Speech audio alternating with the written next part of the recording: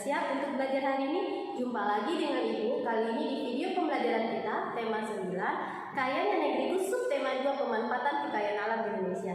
Masih ingat tentang materi pembelajaran kita, yaitu tentang hak dan kewajiban? Apa itu hak dan apa itu kewajiban? Hak adalah segala sesuatu yang harus didapatkan oleh setiap orang, sementara kewajiban itu adalah segala sesuatu yang harus dilakukan oleh seseorang. Hak dan kewajiban itu harus dilakukan secara seimbang ya. Contoh kewajiban warga negara yaitu wajib membayar pajak, wajib membela dan mempertahankan negara, juga menjaga kelestarian lingkungan. Sedangkan hak warga negara itu bebas untuk memeluk agama dan beribadah sesuai agama dan kepercayaan masing-masing, dan masih banyak yang lainnya ya. Selain itu juga ada hak dan kewajiban kita terhadap sumber daya alamnya. Jika anak-anak ibu berpergian ke jarak tempuh yang dekat, itu bisa dilakukan dengan cara menggunakan sepeda atau berjalan kaki supaya kita bisa menghemat bahan bakar, kemudian melakukan reboisasi dan lain-lain. Hak dalam memanfaatkan sumber daya alam itu kita berhak memanfaatkan sumber daya alam, pastinya itu sesuai dengan kebutuhan kita agar sumber daya alam itu tetap terjaga. Komponen masyarakat itu juga berkewajiban menjaga dan melestarikan sumber daya alam. Beberapa bentuk kerjasama yang dapat dilakukan itu yang pertama, bentuk kerjasama antar anggota masyarakat dalam menjaga kelestarian lingkungan. Contohnya, melaksanakan kerja bakti membersihkan lingkungan. Yang kedua, bentuk kerjasama antar warga masyarakat dengan pemerintah dalam menjaga kelestarian lingkungan.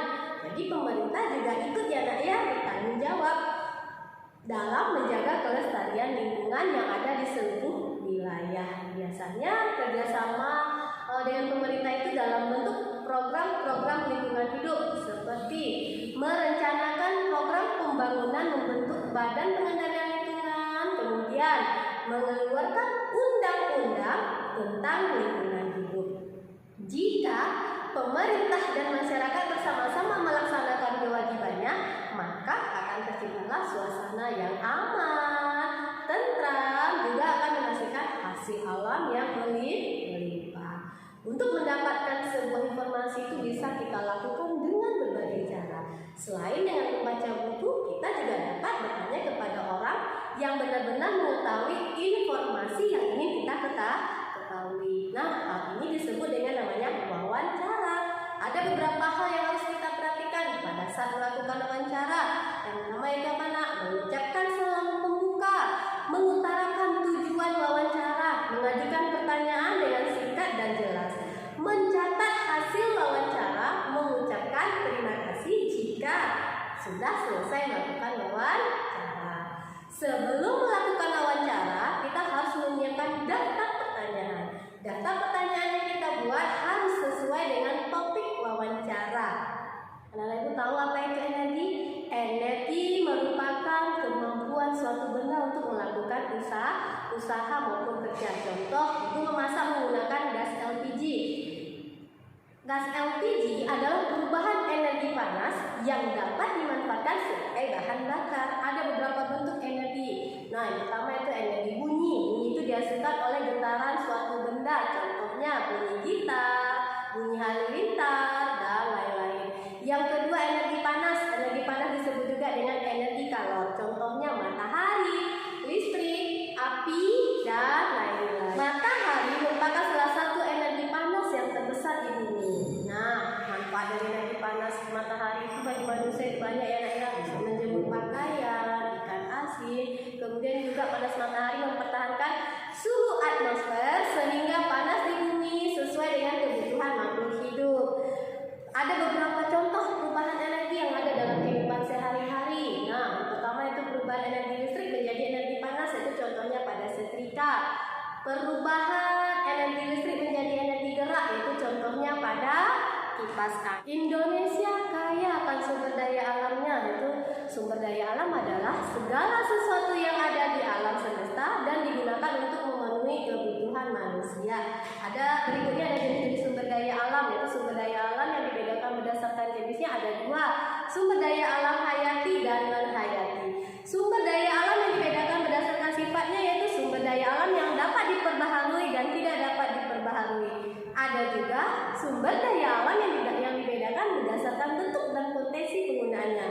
Yang pertama itu sumber daya alam materi, itu sumber daya alam yang berupa benda mati yang bisa didapatkan dari alam secara langsung. Contohnya udara, sinar matahari, dan lain-lain. Sumber daya alam energi itu sumber daya alam yang dapat menghasilkan energi yang nantinya dapat dimanfaatkan untuk menunjang dan memberikan fungsi lingkungan hidup pada kehidupan manusia. Contohnya minyak bumi, gas, dan lain-lain. Sumber daya alam ruang itu sumber daya alam yang berupa ruang atau wilayah yang dapat digunakan manusia untuk kelangsungan hidupnya. Contohnya gunung dan lembah. Yang keempat itu sumber daya alam waktu, itu sumber daya alam yang keberadaannya terikat oleh waktu dan musim. Contohnya air. Dan juga ya nak ya, sumber daya alam yang dibedakan berdasarkan lokasi, yaitu SDA akuatik dan SDA terestrial. Beberapa contoh sumber daya alam yang bisa dimanfaatkan yaitu jagung, padi biasanya dimanfaatkan sebagai bahan makanan pokok. Kelapa sawit digunakan untuk sebagai bahan pembuatan minyak goreng. Di bidang peternakan juga ada ya nak ya, yaitu sapi, kambing, ayam, domba, dan banyak yang lainnya. Indonesia tidak hanya kaya dengan sumber daya alam, tapi juga dengan budayanya ya. Untuk menunjukkan rasa cinta kita terhadap tanah air, kita bisa melakukan dengan cara menyanyikan lagu-lagu tentang tanah air. Salah satunya itu lagu yang berjudul tentang tanah airku. Dalam menyanyi, kita harus memperhatikan lirik. Lirik lagu merupakan ekspresi seseorang tentang sesuatu yang sudah dilihat, didengar, maupun dialaminya. Lirik lagu berfungsi menciptakan suasana serta gambaran imajinasi kepada si pendengar. Selain lirik juga ada intonasi dan tempo. Tempo adalah ukuran kecepatan dalam birama lagu. Tanda tempo biasanya ditulis pada bagian kiri atas sebuah partitur. Tempo dalam lagu itu ada 3, yaitu tempo lambat, sedang, dan cepat. Selain dari tempo, nada, intonasi dalam menyanyi kita juga harus memperhatikan.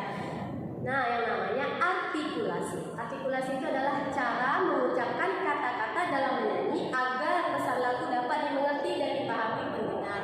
Ada beberapa faktor yang perlu diperhatikan dalam mendapatkan artikulasi yang baik ya. Yang pertama itu sikap badan yang tegak. Yang kedua, posisi mulut harus benar. Kemudian juga latihan membentuk bunyi vokal juga bunyi konsonan. Berikut, ibu akan menayangkan lagu Desaku yang Ku Cinta. Silakan anak-anak ibu dengarkan ya.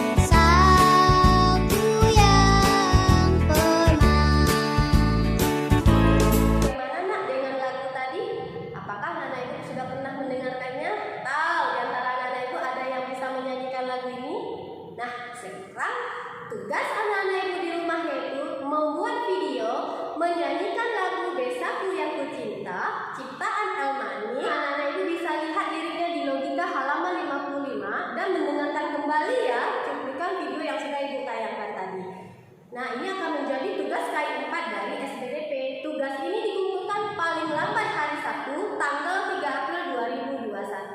Demikian video pembelajaran kita hari ini, yaitu tema 9, Kayanya Negeriku, subtema 2, pemanfaatan kekayaan alam di Indonesia. Ibu harap anak-anak ibu bisa memahami ya penjelasan materi yang sudah ibu sampaikan tadi. Ingat ya nak, jangan lupa buat tugas dan latihannya. Jangan suka